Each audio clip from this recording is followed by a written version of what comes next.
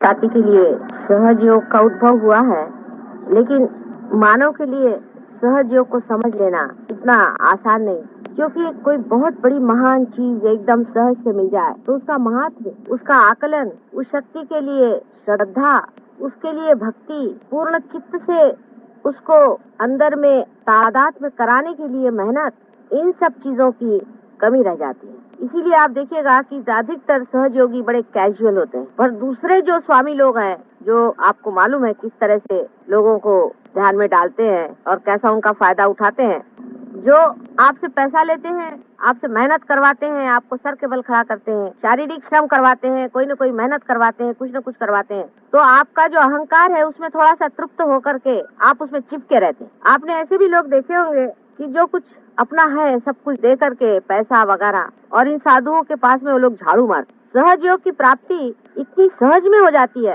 कि उसके प्रति लोग कैजुअल रहते हैं। जैसे कि आँख की प्राप्ति हमको एकदम सहज हो गई तो हम उसके तरफ कैजुअल हैं, उसकी कोई कीमत ही नहीं हमको कि ये आँख कितनी कीमती है। जिस दिन आँख हमारी जरा सी दुखती है तो पता चलता है हे भगवान।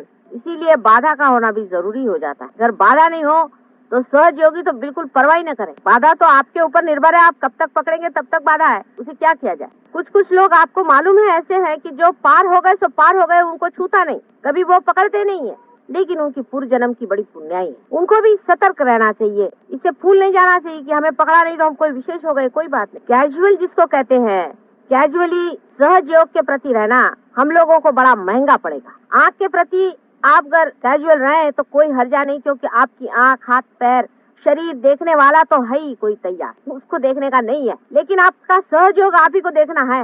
ये दोनों में अंतर है बड़ा। आपका शरीर कोई संभाल लेगा, आपका सब कुछ जो कुछ भी है, बाकी का जितना भी 3 डायमेंशन जिसको मैं कहती हूँ वो सब संभल जाएगा, लेकिन आपका सहयोग आप ही को साधने का है, आप ही को उसमें बढ़ने का। और कैजुअल इतने हम हैं, इतने कैजुअल हैं कि हमारे पड़ोस में ही कोई आदमी बैठा हुआ है, उससे भी हम नहीं कहते कि अरे भाई जिससे मिलो उससे यही बात करो। डेडिकेशन इसी का देना पड़ेगा सहयोग का। अभी बहुत से लोग हैं, शरीर के बहुत से अंग अलग अलग पिछड़े हुए हैं। अभी कल देखिए कि वो दिन की बात है कि वो लड़की के बाधा हुई तो उसका भाई आया, वो पट से पार हो गया। संसार में ऐसे बहुत से आपके अंग प्रत्यंग कहीं कहीं गिरे हुए हैं, उन सबको इकट्ठा करना है, ये भी एक बड़ा भारी सहयोग है।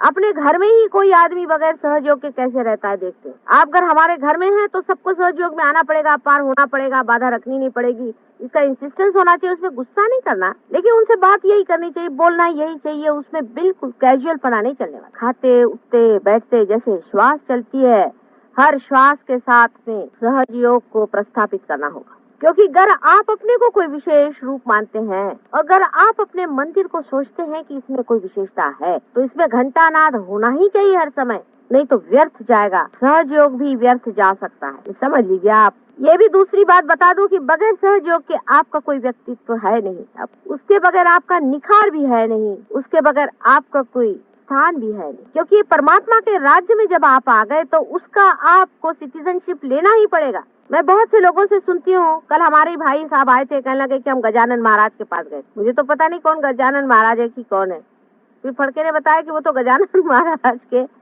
उस पर हमने देखा कि आज्ञा चक्र, विशुद्धि चक्र, फलाना 3 चक्र पकड़ते हैं। उन्होंने वही बैठे, वो भी थे, उन्होंने अपने अनुभव बताया गजानन महाराज के कि उनके फोटो से ही पकड़ते। मैंने कहा लो, और उसके 3 चक्र पकड़े हुए। मैंने कहा तुमको, मैं घर में तुम्हारी बहन बैठी हुई हूँ, तुम क्या को गजानन महाराज में गए थे? पहले सबने बोला संत पुरुष है। मैंने कहा वाइब्रेशन से देखो संत पुरुष है कि नहीं, कैजुअली चले गए, उनको भी देखना चाहिए। ये कोई सहज योग हुआ? राजा बनने के बाद भिखारी बनने वाले लोगों को निकाल देना चाहिए, लेकिन जान के नहीं बन रहे भिखारी, वो तो कैजुअलनेस में चले गए। हम उधर भी चले गए, क्या करें हमारी बीबी ऐसी है, क्या करें हमारा बाप ऐसा है, क्या करें हमारी लड़की ने कहा चलो हम भी चले। फिर क्या हुआ, आए तो माता जी आज्ञा चक्र पकड़ गया, पेट का वो पकड़ गया, नाभि चक्र पकड़ गया, 3 चक्र काल पकड़ लेते। अभी मैं उसकी सगी बहन इधर बैठी हुई हूँ, तुमको गजानन महाराज जाने किसने कहा था? फिर कहने लगे कि हम लोग ने सोचा कि हम लोग की हालत बहुत खराब हो गई तो भी साईं बाबा के जाएंगे। तो मैंने कहा पहले तुम इधर आओ, अपना पेट ठीक कराओ, फिर साईं बाबा के जाओ, नहीं तो वहाँ भी जाके तुमको क्या अक्कल आने वाली है। हजारों जाते तो क्या वहाँ पे तुमको मांगना क्या है? मटीरियल चीज मांगनी है साईं बाबा के पास में। कब मनुष्य की इच्छाएं पूरी होंगी? अब सब हो गया ना मटीरियली, और क्या चाहिए तुम लोग को? राजे रजवाड़े होकर के भी क्या चाहिए तुमको? अब जो देने को आए हैं, जो पाने का है, वो बहुत महत्वपूर्ण है मानव जाति के लिए। परमात्मा ने बहुत सोच विचार के तुमको बनाया हुआ। इधर उधर का पढ़ा हुआ दिमाग में इतना ज्यादा मैल है, उस सबको उठा के फेंक दो। फालतू की चीजें इकट्ठी करके रखी हुई है, सारा जंक इस मंदिर में से फेंक दो, उस मंदिर की प्रतिष्ठा बनाओ। हर एक हृदय में एक एक दीप जलाने का है।